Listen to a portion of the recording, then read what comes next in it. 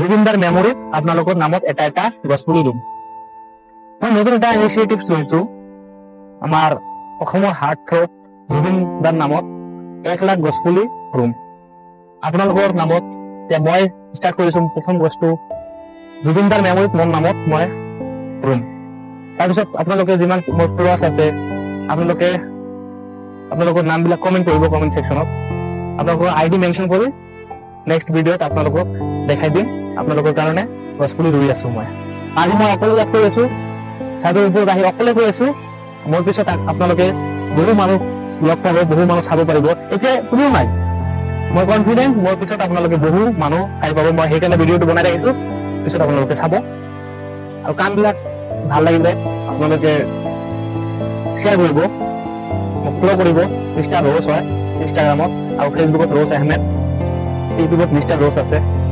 কোনটো প্লেটফৰ্মত চাই আছে মই নাজানো আপোনালোকক। যোৱা 4 বছৰৰ পৰা NGO চলাই আছো, এতিয়াও ভিডিঅ' দিয়া নাই। মই বহুত সমাজৰ কাম কৰিছো, বহুত সমাজৰ লগত জড়িত আছো, এতিয়া ভিডিঅ' পোষ্ট কৰা নাই।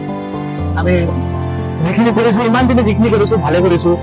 মই নাজানো মোৰ দ্বাৰা ভুল হ'ব পাৰে, মানুহ মাত্ৰই ভুল হয়, কিন্তু এতিয়াৰ পৰা ভাবিছো যে মই যিখিনি কাম কৰো সেইখিনি মই শ্বেয়াৰ কৰিম। 4 বছৰ আগৰ পৰা মই ষ্টাৰ্ট কৰিছো। মই আজিলৈকে ইমান ছাকচেছ হোৱা নাই, ঠিক আছে, ষ্ট্ৰাগল কৰি আছো। তো কাম কৰিব লাগিব ন।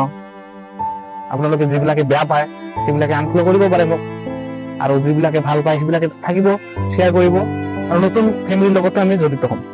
জুবিনদাৰ মেমৰিত 1 লাখ গছপুলি ৰুম, আৰু প্ৰতিটো গছপুলি এজন মানুহৰ নামত ল'ম।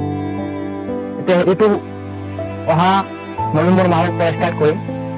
যিমান দিনলৈকে 1 লাখ গছপুলি ৰোৱা হোৱা নাই সিমান দিনলৈকে মই ৰুই থাকিম।